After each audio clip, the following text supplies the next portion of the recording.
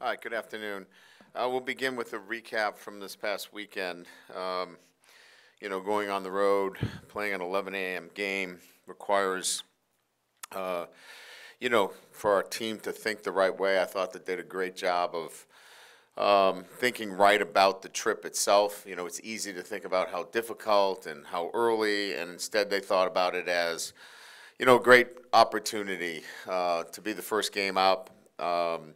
To go on the road and play 4 quarters with the competitive edge that they've been looking for in terms of playing for 4 quarters. There's always that sense of playing early and getting back home. So I thought they did a great job of, thinking the right way. And then, you have to flip that switch from preparation to performance. And to do that, you've got to play with a sense of urgency, and you've got to have the emotional control, but play with an edge. And they got off to a fast start, played with great effort and enthusiasm. There was really an attention to the details out there, and, finished strong. So that's what we're looking for from our football team. That's an identity that we want to create each and every week. And certainly one that we believe that we can be. Now it's about building on that and looking for that consistency. There were obviously some great performances, as highlighted by Jaden Daniels and Malik Neighbors being named the SEC Co-Offensive Players of the Week. The play of the two of them. Was certainly elite. Daniels, 425 yards of total offense. The numbers. But I think if you really look at it closely, some of the things that maybe don't get the attention was his presence in the pocket and how many times he got hit after delivering, a great throw. Sometimes we cut it off and see the ball in the air, but you don't see the play all the way through. And made some great throws under duress. Those are NFL throws. Some of the ones that he made, not backing down, staying in the pocket, knowing that he was going to get hit, and still delivering the ball with great accuracy. And Neighbors, obviously, his ability to handle any coverage variations. And look, the things that sometimes don't get talked about. He maintains space on the field. He carves out an opportunity to catch the ball. Many times we see defenders squeeze out offensive players. Malik is strong and physical as well, and he can hold his line and give the quarterback an opportunity. So hats off to both of those guys. Great work, and look to do the same. I don't know that there's any reason why they can't continue to play at that level. Obviously, defensively holding Mississippi State to 7 total yards on their first 3 possessions. I thought defensively coming together, allowing just under 100 yards rushing in the SEC in terms of anything that you do is a job well done. 3rd down, we were really efficient. We got off the field. And again, harassed the quarterback. Got the quarterback down, had sacks, did the things that you need to do in the SEC. You've got to play that kind of defense. So all in all, a great performance on the road, and now something that we need to certainly build on moving forward. Get a chance now to play another SEC opponent in Arkansas. I think we all know about this game. It is a hard-fought, physical game. Each and every year, I think the last 3 years have been decided by a total of something like 9 points, I think. It's a rivalry trophy, battle for the boot, annual trophy between the two schools that started back in the mid-'90s. So I know our guys understand who they're playing and the tough games that we've had with them, including last year. So they'll be prepared for that. Now it's about preparing the right way again this week, and then, playing with that competitive edge. So looking forward to that. They've got some really good players. Sam Pittman does a great job. Have a ton of respect for Sam, and he'll have his team ready to play. Bouncing back after last week's loss, he'll have his team ready to go, and we'll have to respond in kind. KJ Jefferson, the quarterback, 3-year starter. I think we all know about his size and strength. He can run the football. Raheem Sanders, A.J. Green, 2 outstanding backs, Armstrong.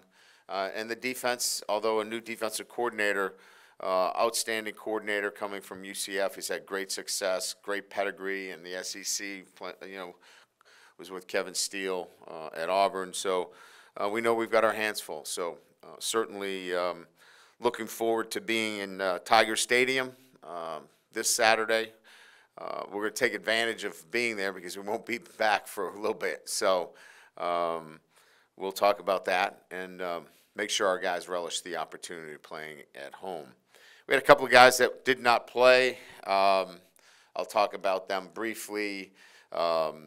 First of all, Omar Spates had that, what we felt like was a lower body injury. I would list him now as probable. Ovi Agufu, the same thing, lower body injury. I'd list him as probable. Same thing with Mason Taylor. All of those will be probable. Greg Brooks is out. I don't have a lot that I can report on Greg. It is a family matter, so I'm not going to speak on the family's behalf. If there's anything that I can get to you further after I speak with the family, we'll certainly give you information. But Greg is dealing with a medical emergency, and he will not be available. So with that, we'll open it up to questions. Coach, is it right up here, just to your left? Is it Greg's medical emergency? Or yes. Okay. Greg has a medical emergency. Just the defense that you rolled out there, had one of the best showings of the year. Obviously, it had a lot of new faces. Was that the best 11 that you could put out there, or was it the best 11 at the time? Did you feel really good about it in retrospect? Yeah, we did. I mean, we had a lot of confidence that Braden Swinson would be able to go in there and play at a high level. He had during the year. Whit Weeks, we knew what we had. We had a young player, certainly a true freshman, but he can run all over the field. He's extremely athletic. I think you get a little concerned when you play a lot of true freshmen. Certainly in the back end of your defense. Ryan Yates came in and played really well. He was clean. He was disciplined in his alignments. He was assignment correct. But, you got 3 true freshmen on the field. On the road in the SEC, I don't think you're running around going, oh, this is great. But we had confidence in them that they could go out and play well. I think what it shows more than anything else, and Coach and I were talking about this, Coach House, is that we have more than 11, and we need to play them more. It's kind of like what we talked about the week before with Guillory and certainly Jefferson at the tackle position. They didn't play enough the week before. They played much more, and you can see how that helps our rotation at the defensive line. I think you'll see now that we can play a lot more at the linebacker position and the safety position. Kind of following up with that, Coach, right over here, you mentioned Spates being probable for this week. How, in your experience, have you handled having a young guy like Weeks with Spates having so much experience and just handling kind of that role going forward with those guys and having, obviously, playable depth? Yeah, it's a good question. I think the guy that's really settled this for us in terms of, whoever he's been with has been Greg Penn. Greg's been outstanding. He's a settling factor out there for us. He gets guys lined up. He communicates very well. And that's a guy that we want to keep on the field. So, we'll be moving guys around to complement that. And I think, the best rotation keeps Greg on the field, and then we'll move guys in and out with him. In the middle here, Coach, do you ever think about over the last year and a half where you would be without Jaden Daniels? Yeah, he's been outstanding. Obviously, we've won a lot of football games, and certainly his ability to win the game with his feet, or in this instance, throwing the football and running the ball, you know, he was as good as anybody in the country, and we've seen a development now that we were in week 3. I think if you look at week 3 last year, and was it the week we threw for 85 yards? I think it was, and now he's throwing for, you know, 30 for 34. So we've seen incredible development at the position, and I think that that's what's more exciting than where would we be without Daniels. Is it's fun to watch the development of a quarterback in that respect. Matthew Bruin with On 3. Mason Smith now through 2 games. Just how have you seen him continue to get comfortable, and where do you think he's at?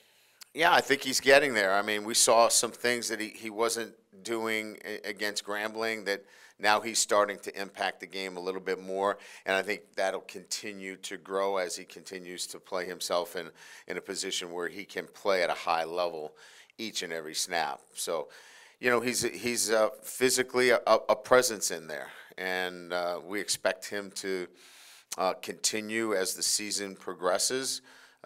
He's going to be an impact player for us. So feel good about where he's gone over the last couple of weeks, and expect to see more of him as we move forward. Yeah, Brian, in the middle, sorry. You've gone for it 8 times on 4th down so far this year. It would have been 9 with the first drive on Saturday. Right. Does that have anything to do with the clock changes? Have you philosophically changed at all just when you decide to be aggressive and when not to? Yeah, I mean, I think I've talked about this a little bit before. I think I use a combination of good sense in terms of what the game feels like. We use analytics, so I'm plugged into what the analytics are telling me relative to 4th down. And as you know, most of the analytics are much more aggressive than we are as we watch the game, right? 4th and 2 or 3 used to be considering a field goal inside the 10. Now it's almost 100% go for it. So I think it's a combination of getting a sense and feel for the game and how you feel like you might have control or not control of the game, plus the use of analytics. And then when you have a quarterback that is multidimensional, it really puts a defense in a bind. So I think we have those 3 factors working for us when we get to 4th down calls. Hey, Coach, right down here. It's 2 years now in a row where you guys have played freshmen early in their careers, and they've largely responded. I'm wondering, just as a whole, though, how does that affect you guys on the recruiting trail? I mean, just over the last couple weeks, I know you can't go into specifics with this, but just the conversations and stuff that you're talking to with these recruits about just you come here and you develop and you can see the field early and play often with us. Yeah, look, everybody, I think, is, in this recruiting cycle, we're recruiting young men that believe and have confidence in themselves that they can play right away. And certainly there are other factors that they consider now in making decisions on where to go, looking at the depth chart and looking at, can this help my, NIL? I mean, there are other factors now involved in that. So what we can tell them, and this is what I tell them all the time, I'm not afraid to play freshmen, but I'm going to play the best players. And if that is a freshman, I'm playing a freshman. If that's a graduate transfer, I'll play a graduate transfer. And I think our track record shows that the best players are going to play. And if you're a freshman and you can handle it mentally and physically, we'll put you on the field. Brian, speaking of freshmen, of all the great plays you guys had Saturday, the one that got the most attention in replay was Caleb Jackson running over the safety right in front of your bench. I was kind of curious what went through your mind when that play happened. And we see media fans, fans, we see a player who's making great individual plays. Do you see the same thing, or you see someone who's still developing and still has a lot to learn, or where are you with him and what he can contribute to the team? Yeah, I mean, the obvious answer is physicality, explosiveness, but a young man that is still learning how to play this game. Remember now, if you look back on his high school career, he was not a 4-year player even in high school. So, he's learning how to play the game every time he steps on the field. And he's terrific to coach. I mean, the great part about it is he doesn't have much baggage. He's learning a lot about the game as we go along. We're talking to him about, some of the rules as it relates to kickoff. If the impetus of the ball goes into the end zone and it hits you, you don't have to take it out. These are foreign things to him. So, just teaching him the game and him learning the game is kind of where we're at with him. But it's easy to see the raw physical ability, but there's so much more to that. And that's if you, and I know you did, you watched the game closely, you saw what Diggs and Williams were able to do in third down protections against a very difficult scheme. Caleb's not ready for that. He will get ready for that, but he's just not there yet. Coach Savion Jones seemed to really impact the game early, pressure on the first drive, sack on the second drive. What are you seeing out of him? Just moving better. Here's a bigger guy that is starting to come into his size. He put on a lot of weight in the offseason. Good weight, but he's now having to play more football than he's ever played. He's starting to get a sense of how to train and put himself in a position to handle himself with this new role that he has. And I think he's only going to continue to get better. We saw that suddenness. We saw that reaction that we weren't getting earlier in the year. The game's starting to get easier for him again, and I just think he's going to continue to get better. Over here, yep. Brett Martell with AP. Do you have examples from throughout your coaching career of teams that maybe didn't do as well as expected right out of the gate, but turned out to be quite formidable, that have been instructive to you as you kind of try to figure out what are the remedies for not starting the way you want in a season? Yeah, I mean, I could probably, give you a number in 32 years of doing this. The specifics I'd have to take some time to think about. But I think that unless your team is ready-made, and I made it pretty clear with 14 transfers and the amount of freshmen that we were going to have to play, that's a red flag. I mean, if you're really looking at it carefully, that's going to require some tweaking. That's going to require for you to really understand that there's going to have to be some movement in terms of changing direction, with your team along the way. We were able to do that, I think, and I think we're finding the formula for this team. But I think that, most teams that I've had, there haven't been as many that are just add water and just go. They all require a little bit of, changing the formula as the season goes along to get the right mix. Competitive edge was a phrase that was used a lot after week one. This was the first game that I think I saw LSU push first instead of get pushed. How much of that was a point of emphasis, that toughness, I guess, out of your team and kind of taking it to the other team early? Yeah, I mean, I think clearly, we're looking for gentlemen off the field, but not gentlemen on the field. And I would say that, going back to what's the right mix, I want tough guys on the field that play the game the right way. I don't want to be, a team that's penalized and we hurt our team, but we want guys that have a toughness to them. And then off the field, we want gentlemen.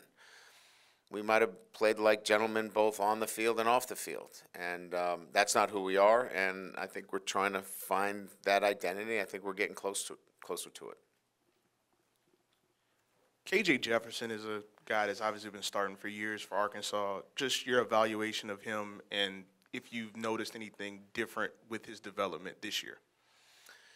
Well, I think it's like any other quarterback, right? I mean, when you get into the final year and where you feel like this is your year, you want to do well, and I think he's he certainly feels like this is his year to showcase himself. So, I thought maybe, if you look at the last quarters, he's trying to make plays, but he's got a lot of new players around him as well, So it's not all about him, I mean, he's got some young players that have to develop, or new players that have to develop around him. But he's still the big, physical, athletic quarterback that scares you. He's hard to bring down. He's got a live arm, and we're going to be prepared for him to play his best against us. Coach, what are the pros and cons offensively on 3rd and short, 4th and short, running out of the shotgun as opposed to getting under center and then handing it to a guy? And what do you debate there? It's really about, where are the reps taken the most? Like, what do you do the most in your offensive structure? If you're a team that runs shotgun like we do 99% of the time, do you carve out, how much time do you carve out for a direct snap offense? Because you have to carve out time for that. And then you have to be able to put in that time within your practice structure to work on your direct snap. With direct snap, you have to think about direct snap quick game, play action pass, all the things that go along with that, 5-step, 7-step drop. So, we have all that. It's just, is it from what we do with a quarterback that can run option, is that best suit a Jaden Daniels? That might suit another quarterback that we have to run a little bit more direct snap. But with a guy like Jaden Daniels, it suits us better to be in the shotgun. Yeah, Brian, right here, 2 questions. First, Harold Jackson, did he seem like he was back in his comfort zone Saturday? And the second one is, what did Mississippi State do to take Will out of his, I guess, he usually plays pretty consistent, but he had a rough game on the offensive line. So I think with Perk, I think just playing with that energy, playing with that edge, he's got to learn where that balancing act is, right? We don't want to get him in a position where he's taking a swing at somebody, he's out of the game, but he's got to play with energy. He's got to play with emotion. That's how he plays the game the best, and I thought he brought that. I thought he brought that competitive edge, and that's going to put him in a position to get to the quarterback and set the edge and run people down. And you just got to play. He's just got to play that way. And I think he was tweaking it and trying to find that. Early on, he was playing inside. He was thinking a lot. He was slowing down. I think he's coming back to finding what that balance is. Yeah, I mean, look, the first penalty on the goal line, that was on our center. The center did not snap the ball on the clap. Will gets called for a procedure penalty. The holding, we know all about holding, right? It is debatable on the call. The only one that I had a conversation with him is the retaliatory action with the helmet. And I said, look, you wear 7 and you're a captain. You got to make better decisions. But that's the first time I've ever talked to him about making a bad decision going into his sophomore year. So I think we're on the plus side when it comes to that with Will Campbell. Just real quick, do you know when Greg might be back again? Do not. Do not. And then what was it kind of about Whit Weeks that y'all liked and trusted in him to be able to make a start in an SEC game for the first time? First of all, he has elite speed at the position. He can cover the field. He can run mistakes down. And when you can run mistakes down, that gives you a real advantage in terms of playing the position. The second thing is he sees an open gap, he's going to take it. You saw that early in the game. He shot the gap, TFL. He's got, obviously there's a learning curve there. There are some things that he did that, we're going to have to continue to work with. But when you have a guy that's that athletic, has a really good sense in pass coverage, he's not lost out there in pass coverage. And I would say that probably is the reason why he's out there, because he's not lost in anything. Can he get better in areas? Absolutely. And then he makes up for a lot of that with high-end athletic ability. Mississippi State was in the back. Mississippi State was the first of 5 SEC games for the team. How do we see that this weekend's performance is reciprocated in the next couple weeks? And then how have you seen the team's adjustment to the no stop clock rule on first downs? Yeah, I mean, that's the challenge, right? I mean, we're going to play 4 more SEC opponents.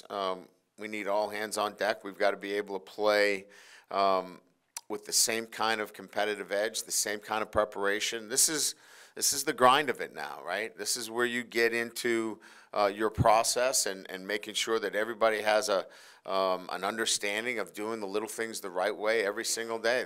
We're off and running now. This is the good stuff for coaches. Players, maybe not so much. They want to get to Saturday, but we got to keep them focused on every single day.